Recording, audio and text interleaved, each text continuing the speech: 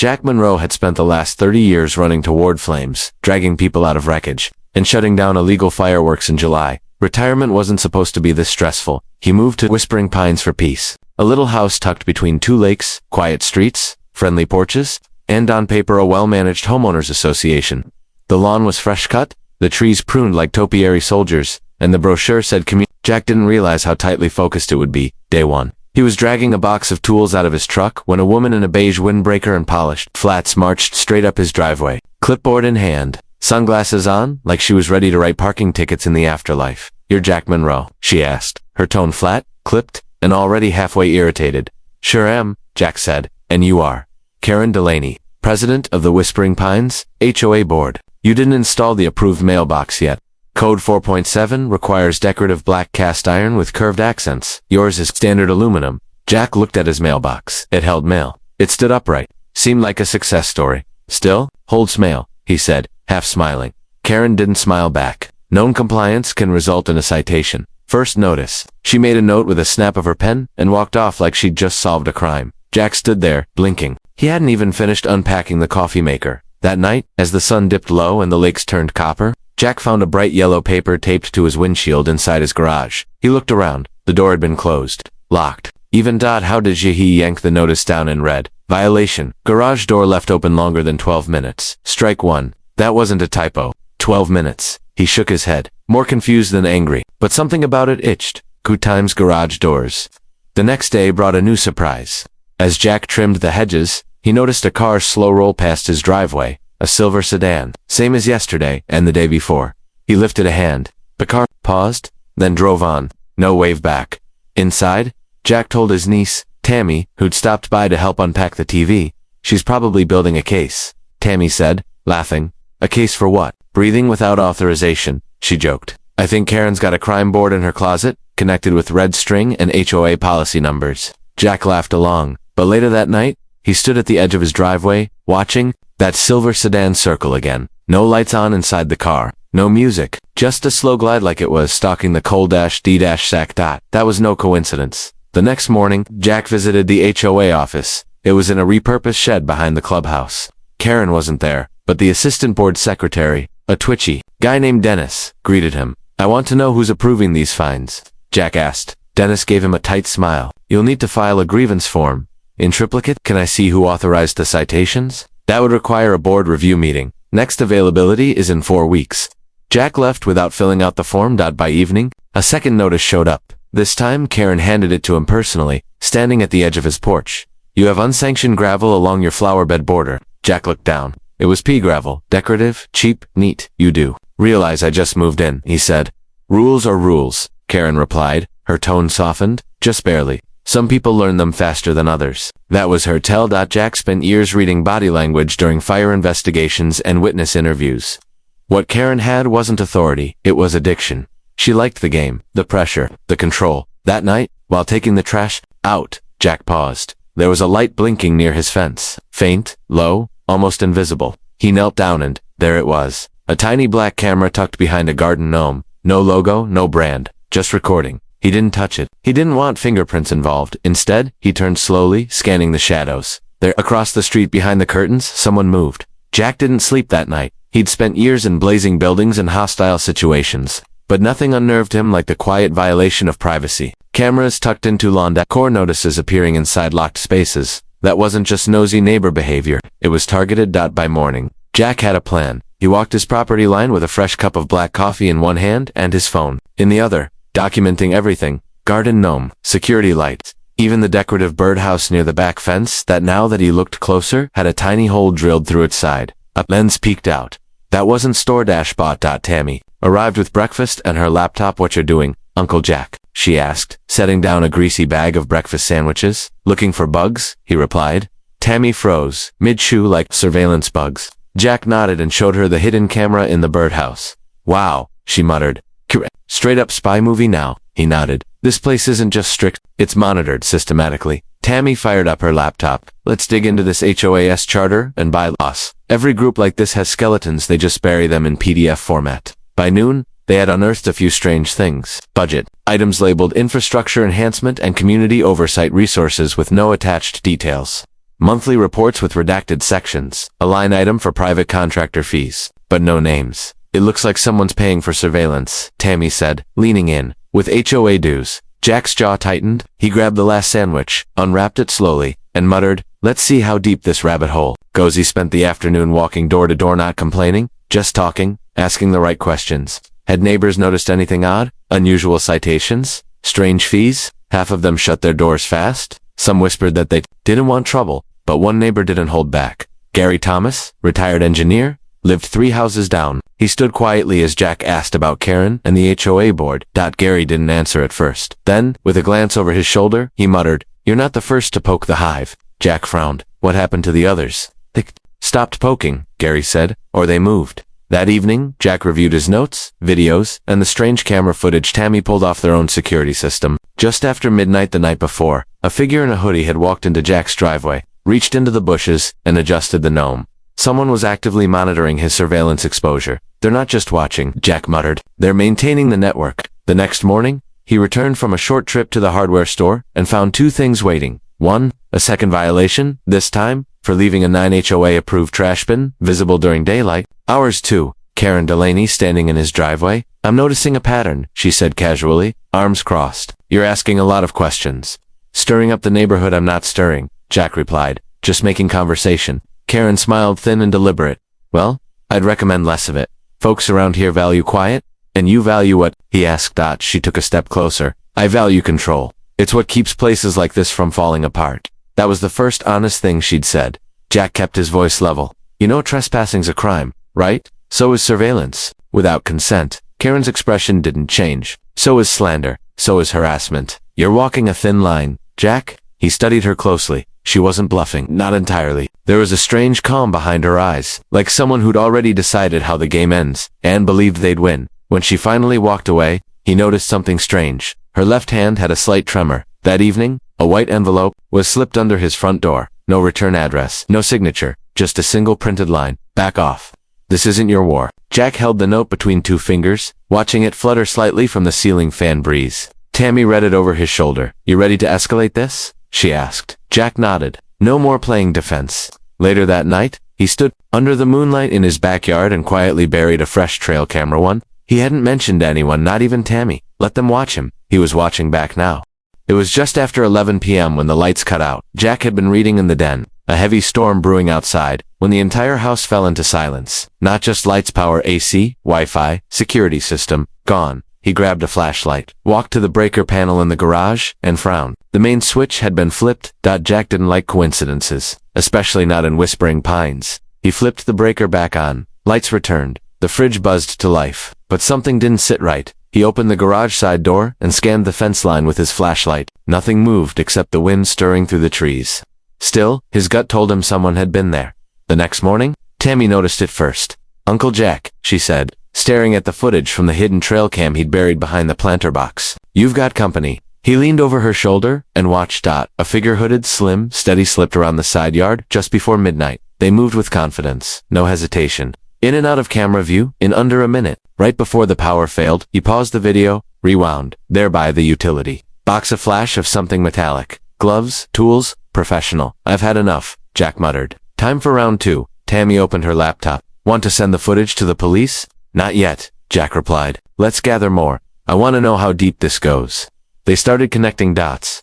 Karen citations had increased in frequency and absurdity. 6 warnings in 2 weeks. One was for a non-neutral curtain color seen from the street. Another claimed his porch wind chimes exceeded acceptable sound decibel levels. Jack suspected the HOA board wasn't just negligent, they were weaponized. Tammy dug into public records. The HOA board had changed 3 times in the past year, each time led by Karen. The last 2 presidents had stepped down without explanation. One of them, a woman named Ruth Castle, had filed a property dispute before vanishing from the neighborhood altogether. Ruth moved out 2 weeks after filing this. Tammy said, spinning her laptop around. No forwarding address, vanished. Just like that. Jack's eyes narrowed. This isn't just bullying. This is organized. They decided to pay Gary another visit. The older neighbor was watering his lawn like nothing in the world. Was wrong. Just another sunny afternoon in Whispering Pines. "I need to ask you something," Jack said. "About the cameras. About Ruth Castle."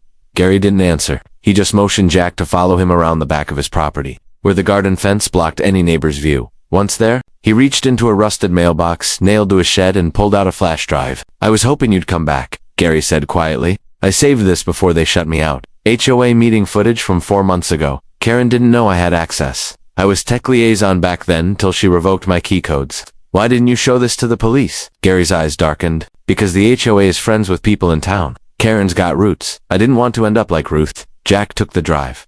Back home, Tammy plugged it in. Grainy footage, poor sound, but clear enough. Karen stood at the head of a long folding table, flanked by 2 nervous board members. She slammed her hand on the table during a heated argument. She said this isn't about policy, it's about keeping them in line. Tammy translated. And that if anyone pushed back, she had ways to tighten the leash. A board member tried to object. Karen pulled something from her purse and placed it on the table, something metallic. Jack leaned in. "Pause that." Tammy froze the frame. A handgun. Small, black, shiny grip. They exchanged a look. Jack stood.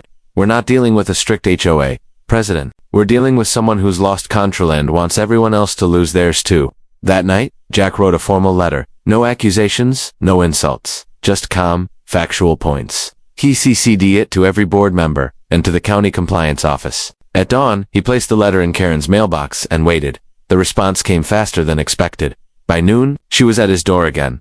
No clipboard this time. Just her purse. Her hand never left it. Her smile was pleasant, but her eyes weren't. Jack had been through a lot in his career, burning stairwells, collapsing roofs, panicked crowds, but few moments made his instincts spike like seeing Karen. Delaney standing on his porch without a clipboard, just a small purse, no words, no smile. She didn't knock. She stood there waiting. Jack opened the door but didn't step back. Afternoon, Karen's voice was even. "You sent a letter." "I did. Everything in it's true." Her hand stayed in her purse. She tapped her fingers against something solid. "I'd suggest you stop pushing. We've all been so welcoming to you," she said, tone syrupy now. "And this neighborhood does best when people cooperate." Jack didn't blink. "That a threat?" "Karen." She tilted her head, eyes fixed. "It's advice." Jack stared long enough to let the silence sting, then slowly shut the door in her face without another word. She didn't knock again, but the message was loud.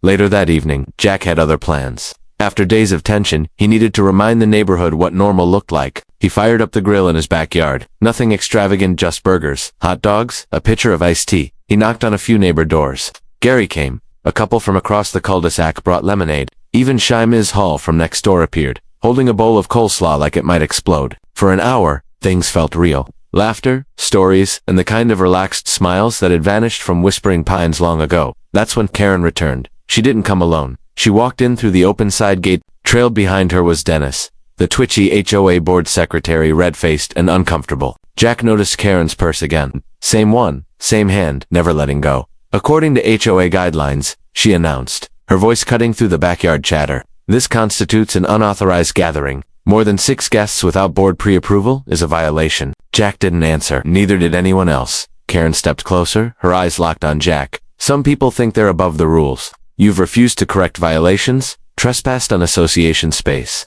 and now you're hosting parties meant to stir unrest. This is a barbecue, Karen," Jack said calmly. "People are eating potato salad. I'm filing a complaint with the county," she snapped. "And if I feel personally threatened, I'm prepared to defend myself." That last sentence changed the air. Several people shifted. Ms. Hall dropped her spoon. Gary took a slow step back. Tammy, filming from the patio, didn't say a word, but she zoomed in. Karen reached into her purse. Jack stepped forward, not aggressive, but firm. "You need to stop. I don't take orders from." But before she could finish, the screen door clattered open behind them. Officer Marla Briggs, in full uniform, walked in like she'd been waiting for her cue. "Evening," she said, one hand resting near her belt. "Heard there was a party." Karen froze. Briggs' eyes fell to the purse.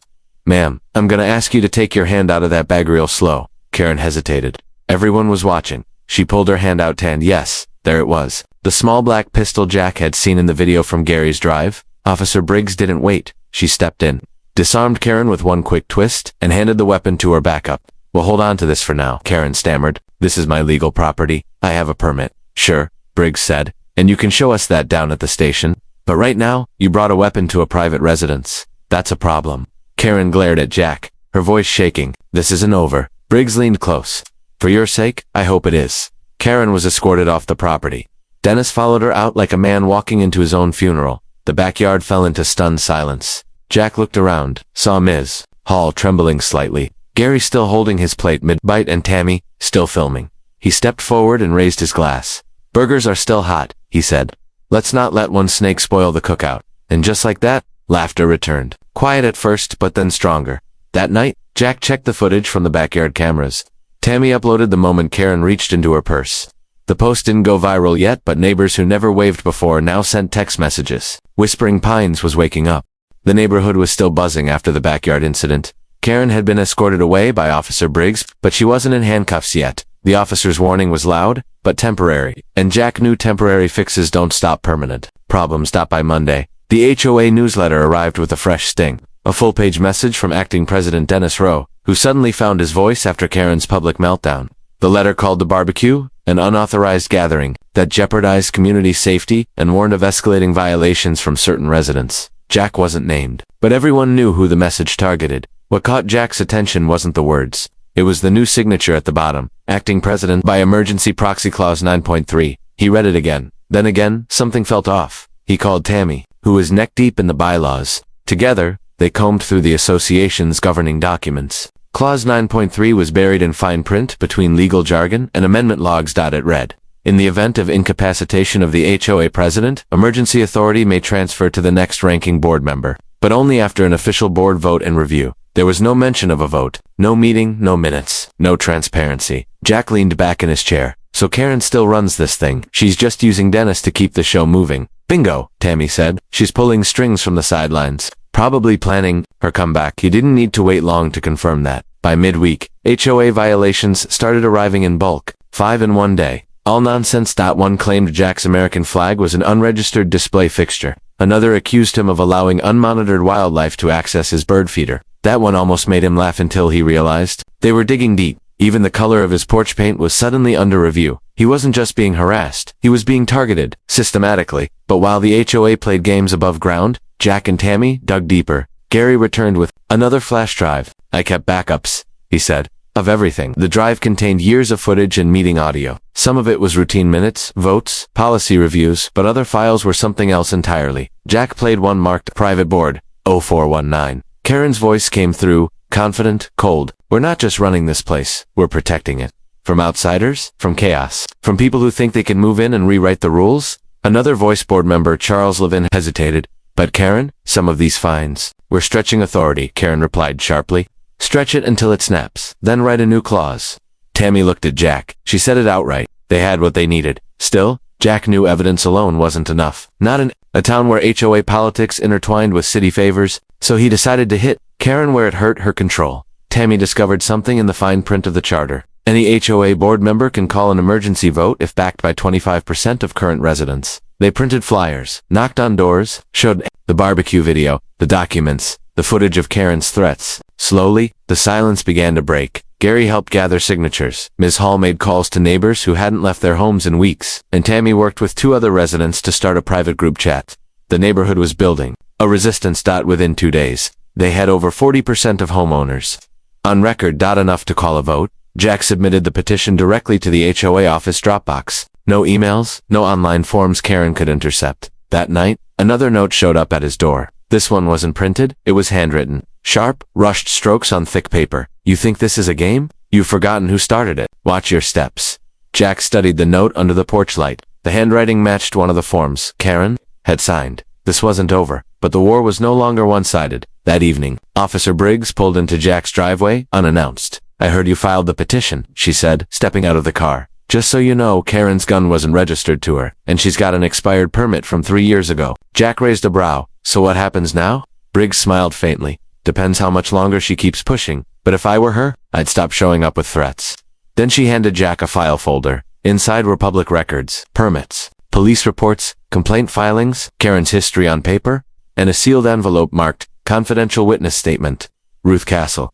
Jack looked up. Thought you'd want to see what the last president had to say before she disappeared, Briggs said. The folder, officer. Briggs handed over felt heavier than it should have, not from weight but from truth. Inside, Jack found the sworn statement of Ruth Castle, the former HOA president who'd vanished from Whispering Pines without a trace. Her words weren't bitter, they were scared. I stepped down after threats began, phone calls, unmarked packages, surveillance outside my window. Karen said I was losing control of the board, but it was never mine to control. It was hers from the start.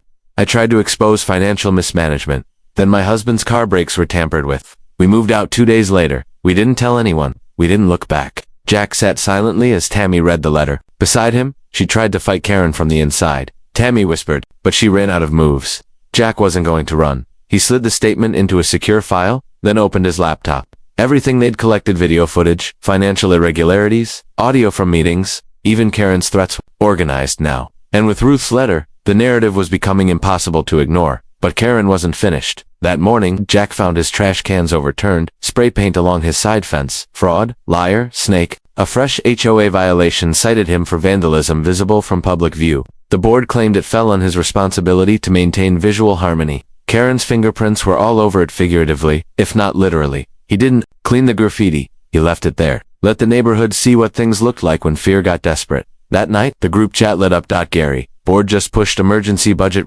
Something's going on, Ms. Hall. They're pulling money from reserves. Legal protections fund. Tammy, Karen's preparing for a fight or a cover-up. Jack decided it was time to go public. He gathered the core Ms. Hall, a few others and hosted a quiet sit-down. Not a party, just coffee. He showed them the evidence. Ruth's statement, the power outage footage, the meeting audio.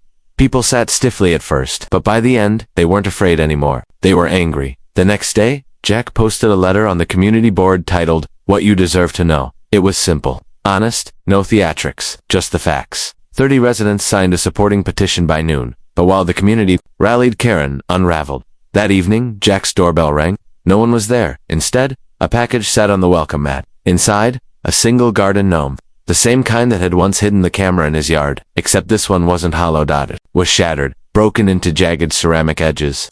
On one piece, written in permanent marker, next time, it's not a gnome. Tammy was done playing defense. She set up a motion-triggered camera grid along the yard, installed a license plate tracker pointing at the cul-de-sac entrance. Everything fed into a secure drive off-site. Jack went a step further. He paid a visit to Officer Briggs. I'm not asking for backup, Jack said, but if things escalate, need to know you're not looking the other way. Briggs leaned back in her chair, arms folded. You've done more homework than some of my rookies.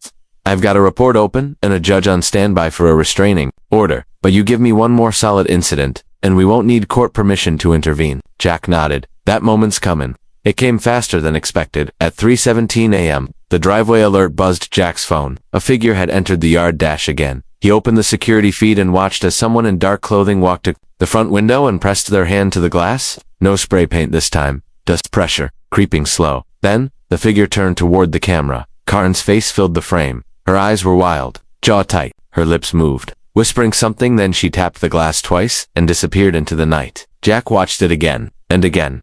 Tammy whispered from the hallway. She's not in control anymore. She's unraveling. He uploaded the clip, sent it to Briggs. No more waiting. The case was ready. And soon, so would the cuffs. The next morning, Jack didn't wake up to birdsong. He woke up to sirens, but not for him. 2 blocks down, a neighbor's car had been vandalized, windows smashed, slurs keyed into the paint. The victim, one of the first residents to sign Jack's petition. The police were already taking statements when Jack arrived. Officer Briggs spotted him immediately. She's slipping fast, Briggs said, flipping through her notepad. This isn't HOA business anymore. It's criminal behavior. Do you have enough? Jack asked. Almost, she said. The moment she steps 1 inch over the line, legally or physically, she's done. That inch was coming. That evening, Jack hosted the long-awaited emergency HOA vote, all by the book. Proper notices, resident sign-ins, recorded minutes. He did it in his front yard, openly, in daylight, so there'd be no questions. Tammy live-streamed the entire event. At first it felt like a long shot, a few hesitant residents, some whispering in corners. But then Gary stepped forward with a mic. I watched this neighborhood rot from the inside, he said. Karen took our peace, our trust, our rights. No more. The crowd began to shift. Conversations turned to nods. Nods to hands raised. By the time the votes were counted, the tally was clear. 63% voted to dissolve the current board immediately. Karen was removed from her role, and Dennis from acting authority. A new vote would be scheduled for a full board. Re-election run by a neutral city auditor. Jack didn't cheer. He was waiting for the reaction. It came fast. 20 minutes after the last resident left, Karen showed up. No car, no clipboard, just her. She stepped into Jack's yard like a sleepwalker, eyes unfocused, breathing hard. Jack stood on the porch, calm but ready. You think you've won? She said, her voice dry and cracked. You and your little vigilante neighbors. Jack didn't move. It was a fair vote. You don't belong here, she snapped. You never did. He looked past her toward the black SUV parked down the block. Officer Briggs and 2 deputies sat inside, watching silently. Karen didn't notice or didn't care. She stepped closer, opening her coat slightly. Jack's eyes caught the flash of metal. Karen, he said evenly. You don't want to do this. I warned you, she hissed. I warned all of you. You don't take my power and walk away. Suddenly, she reached into her coat. But this time, Jack didn't flinch. Because Officer Briggs was already moving. In a blink. She was on the scene, hand on her holster, voice booming across the yard. Drop it. Hands where I can see them. Karen froze. The item in her hand, a stun gun, to the sidewalk. Briggs didn't pause. She moved in, cuffed Karen with a snap, and read her rights while Karen screamed about conspiracies and betrayal and corruption. Jack stood silently as the officers led her to the cruiser. Karen twisted her head back once, eyes wide, mascara streaked. This was my neighborhood, she said. You ruined it.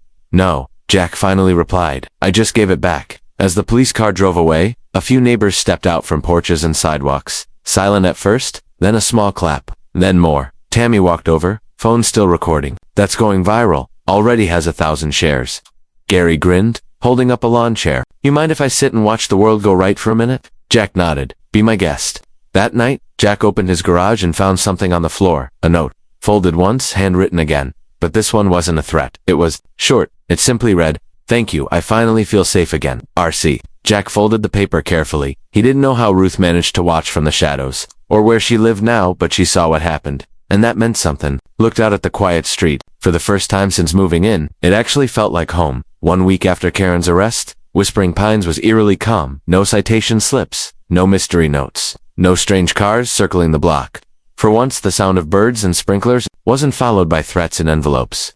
Kids actually rode bikes on the sidewalk again. Porch lights stayed on late, but Jack wasn't ready to relax, not yet, because the real surprise came from a key buried in a folder. After Karen's arrest, Officer Briggs handed Jack a sealed envelope recovered from Karen's office during a search. Inside was a small brass key labeled Only Unit B Archive Locker. Tammy traced it to a private storage facility leased in the HOA's name, paid with association funds. Briggs got a warrant. Jack and Tammy were invited to witness. The storage unit was small, dusty, plain, but inside. Boxers, labeled, stacked, organized by year, and not just records-evidence. Audio files of private conversations between residents. HOA board meeting logs that were never disclosed to the public. Photos taken from inside bushes, windows, even drones. Surveillance reports on people who'd opposed Karen. Tammy pulled out one file. She was tracking people's Amazon orders. Jack opened another. It contained emails between Karen and a private investigator in town, someone she hired to run background checks on homeowners. A retired teacher, a pregnant nurse, a veteran, all flagged as potential disruptors. Briggs muttered under her breath. She ran Whispering Pines like a state agency. That wasn't even the worst part. One box contained evidence of fund misuse, repairs that were never made, vendors that didn't exist, budget approvals with forged board signatures. Jack looked up at Briggs. Can we bring this to court? Briggs nodded slowly. With this, not only will she face criminal charges, you might have grounds for a class action suit. But Jack didn't smile, because in the back of the unit sat one unmarked crate. No label, no inventory sheet. Inside was a camcorder. Tammy hit play. It was dated 5 months ago. The footage showed Karen sitting in the same HOA office, speaking directly into the lens. If this is being watched, something's gone wrong, she said. Her voice wasn't unhinged, it was sharp, cold, focused. I did what was necessary. They wouldn't understand the pressure, the gossip, the eyes watching from every angle. I made sure Whispering Pines stayed clean. They wanted order. I gave them order, but order comes at a cost. She stared at the camera a long moment, then reached out to hand the video cut. Tammy whispered. She knew this would all come down someday. Jack exhaled slowly. She just thought no one would be brave enough to challenge her. Back in Whispering Pines, the neighborhood began the cleanup. Jack was offered a seat on the interim HOA board. He declined. I didn't fight for power, he told Gary. I fought for peace. Instead, he nominated Miss Hallwins, too afraid to speak up. Now a quiet voice for change. Tammy helped draft a new digital system for transparency. Votes would be public, records tracked. Board members term limited. Ruth Castle eventually reached out by email. She sent a message through Officer Briggs, asking if she could return for the re-election vote. The day she arrived, her hands shook. But when she walked through Whispering Pines, residents waved. A few offered hugs.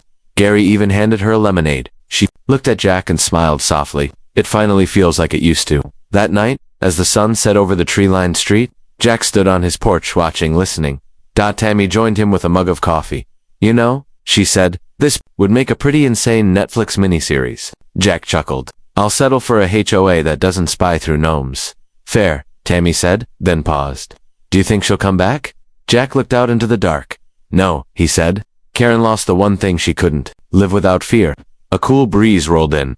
Somewhere, wind chimes danced on too loud, just enough to feel alive. And for the first time since he arrived, Jack didn't expect a knock at the door.